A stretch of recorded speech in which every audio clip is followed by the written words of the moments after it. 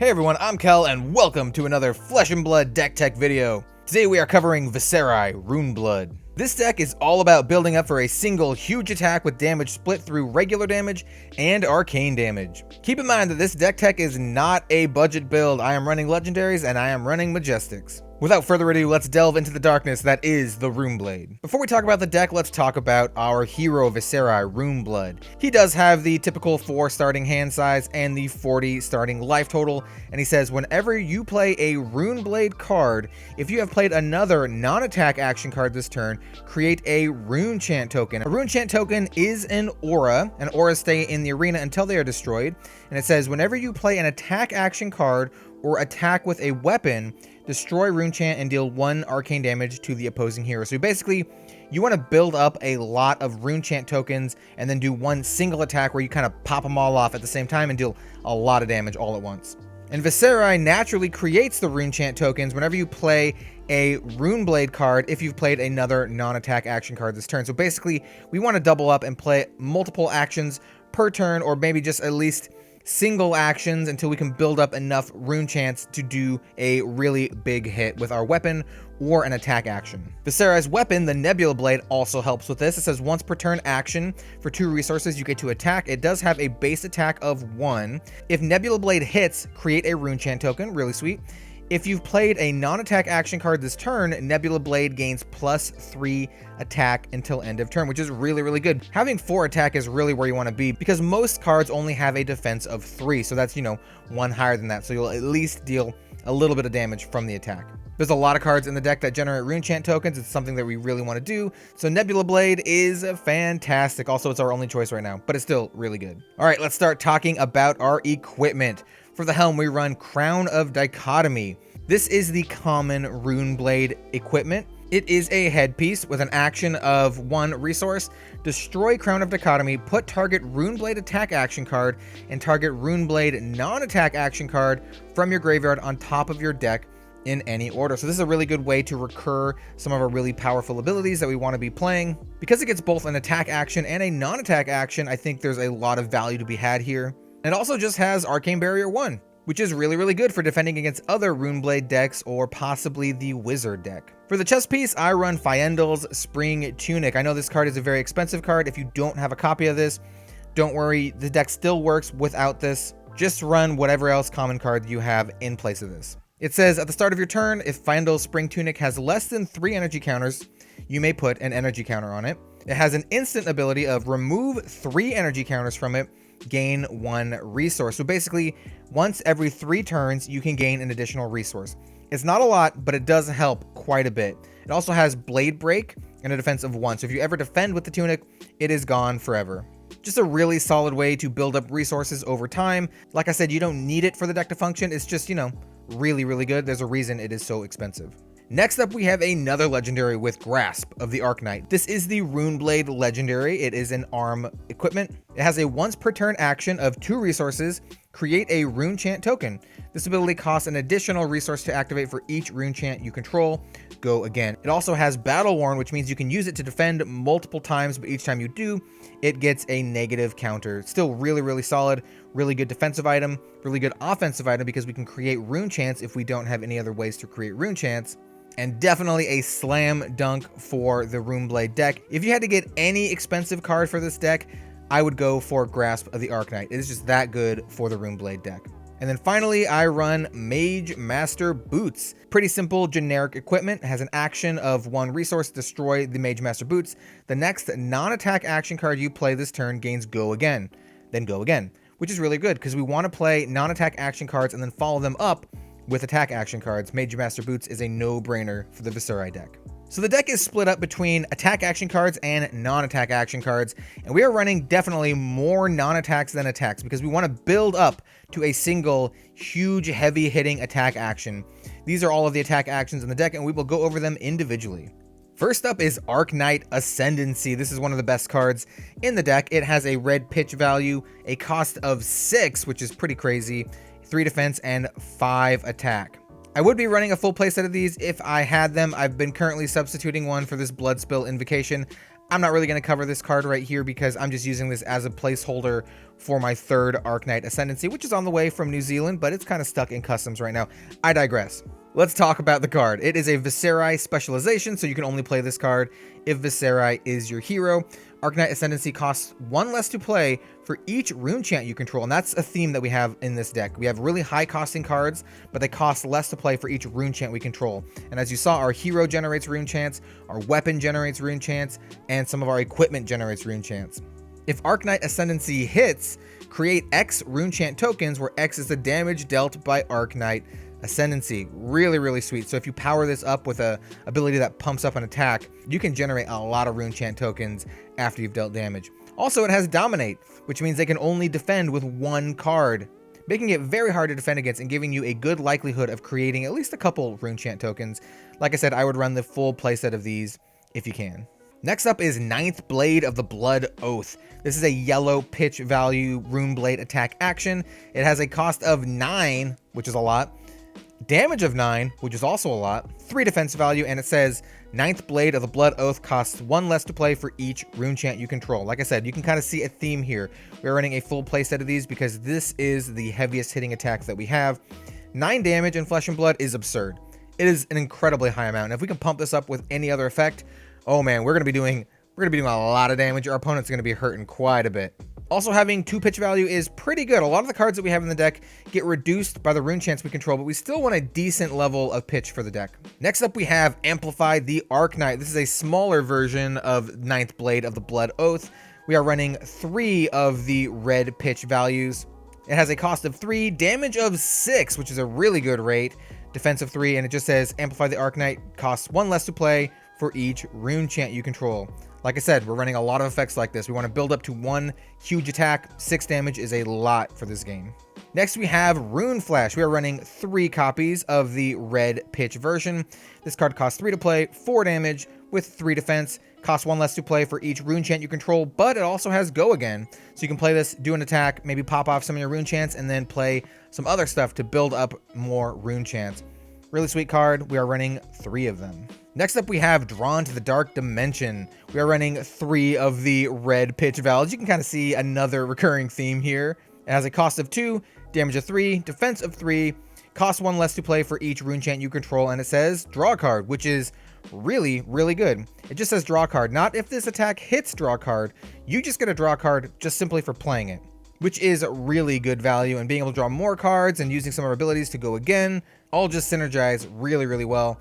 Like I said, we are running 3 of the red pitch. Next up, we have Spellblade Assault. We are running 3 of the red pitch values for this card. This is one of the only ones that we have that isn't reduced by the number of rune chants we control. Cost 2, 3 defense, 4 attack, and it says create 2 rune chant tokens. Pretty good. You know, we get to just generate more rune chant tokens to fuel our other attacks. 4 damage is pretty good. Like I said, that's kind of where you want to be with Flesh and Blood. Does have a cost of 2, which is kind of a lot, but I still think this card is worth it. I think it's really good in this deck. And finally for this deck, we have Command and Conquer. This is one of the best cards in Flesh and Blood right now. It is an incredibly powerful attack. It is a red pitch value, has a cost of 2, generic attack action, defense of 3, damage of 6. And it says defense reactions can't be played to Command and Conquer's chain link. And if Command and Conquer hits a hero, destroy all cards in their arsenal. This card is a house, and we can pump this up to some absurd degrees.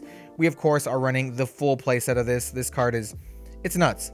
I mean, this is one of the cards that if you don't have it and you're building this deck, I would maybe go for this one and maybe the Arknight Ascendancy and leave some of the other ones out, because this is a really good card. And the rest of the deck is our non-attack actions. As you can see, we have a bunch of them here. We're going to start off with Become the Arknight. Become the Arknight is a blue pitch value Runeblade action with a cost of 0. This is Viserai's other specialization. It has a defense of 3, and it says choose 1. Discard a non-attack action card, search your deck for a Runeblade attack action card, reveal it, put it into your hand, then shuffle your deck, go again.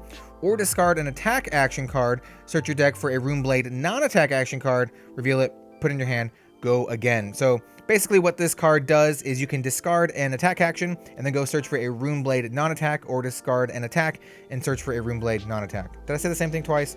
Basically you get to search for the opposite of what you discarded, but it has to be a RUNEBLADE card. Really good for tutoring for that one attack that you really need to pop off, deal a lot of damage to your opponent. We are running a full play set of these because, you know, tutor effects are quite powerful in card games, and this is no exception. Also, having 3 pitch value is really good, so if you don't need to go search for anything, you can just use it as a really high resource. Next up, we have Mordred Tide. This is a red pitch value, 0 cost RUNEBLADE action with a defense of 3. It says, until end of turn, if you would create a runechant token, instead create that many +1, go again. This card is fantastic. It doesn't double the number of runechants you make, it just makes that many +1. So if you're going to make, say, I don't know, 4 from Arcane Ascendancy, it would make 5 instead. Still really powerful. The fact that it costs 0 and has go again just makes this card go. We are running a full playset of this because it really helps fuel all the things that we're doing. Triggers off of Viserai himself, triggers off of the weapon, triggers off of our Grasp of the Arcanite legendary gloves. You definitely want to save this for a turn where you can make multiple runechants from multiple sources in a single turn and get a lot of value from it. Speaking of runechants, we have Read the Runes. I run 3 of the red pitch Read the Runes and 3 of the yellow pitch Read the Runes. I think this card is really sweet for this deck. Very simple card. The red pitch value has a cost of 0, defense of 2, and it says create 3 runechant tokens. Really good. Just at the end of your turn, drop this after you've done an attack with go again or something like that, and just create 3 runechant tokens, or just on your turn, just drop this, create 3 runechant tokens, build up for another turn. The yellow pitch value does the exact same thing, except it only creates 2 runechant tokens, but it has a higher pitch.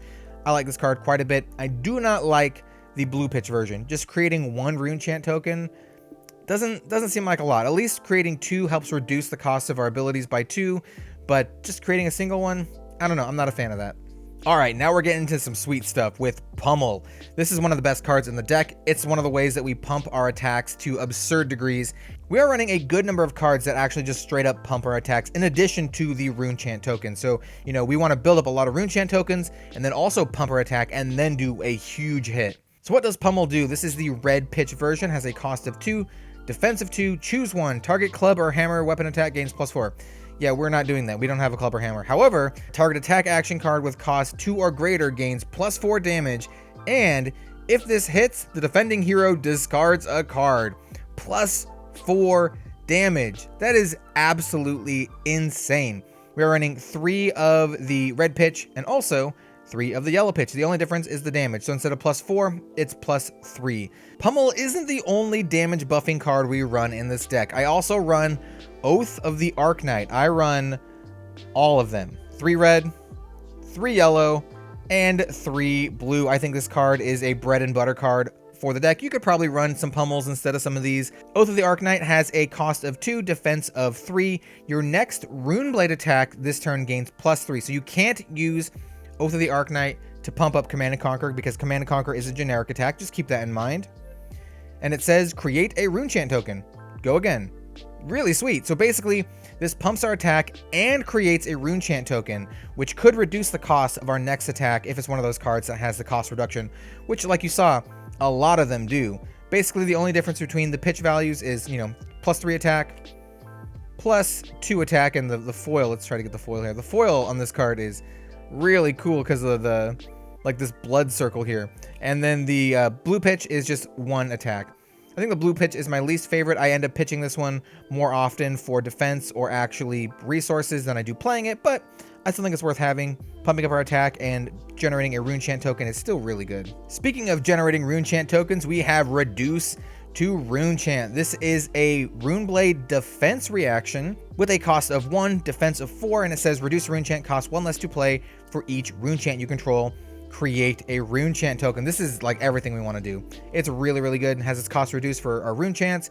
Also creates runechants, really good defense, and we are running 3 of the red and 3 of the yellow. The only difference between the red and the yellow is the defense value. Red has 4, yellow has 3. I think these cards are fantastic. If you have at least 1 runechant, it is free. Really good way to defend yourself while also creating a runechant token so you're still staying offensive. And those are really my favorite kind of cards in card games. Cards that are both defensive and offensive at the same time, so you can still defend yourself, and then counterattack on the next turn. Really, really sweet. And the last card in the deck is Lead the Charge. I think this card is pretty innocuous and really, really good in the deck. I am running 3 of the red pitch and 3 of the blue pitch, and I'll go into why I'm not running the yellow one in just a second. What this card is, has a cost of 0, defense of 2. The next time you play an action card this turn with cost 0 or greater, gain 1 action point, go again. So say we play Lead the Charge into Read the Runes, and then, this one will give us an additional action point, and then we can play an attack afterwards. There you can see how good it is. These cards both cost 0. Just play Lead the Charge, play Read the Runes, and then play your sweet attack action. That could be reduced because you just created 3 rune chant tokens. You can see all of the synergy going on here. That is the red version of the card. The blue version of the card does the exact same thing, except it says the next time you play an action card with cost 2 or greater this turn, gain 1 action point. I'm running this one over the yellow one because I like the pitch on it, and I found that I don't have any that would qualify for the yellow pitch version. The yellow pitch version cares about costs 1 or greater. I find that we either want 0 or 2 or greater. So having the yellow one really isn't all that great. The blue one is where it's at because we definitely want those resources, and it's still really useful to play. Remember, all of our attack actions that have their cost reduced by the number of rune chants we control still have that base cost counted for effects like Lead the Charge. So if we have Arcanite Ascendancy and it costs 0 for us to play because we have, a bunch of rune chant tokens, it doesn't count as 0. It still counts as its original cost in the top corner. And that was my Viserai RUNEBLADE deck tech. If you liked the video, then consider liking, commenting, and or subscribing. If you think my content is worthy, maybe also consider checking out my Patreon. But regardless of what you do, thank you very much for watching, and I hope to see you next time for some more card game content. I'll see you later.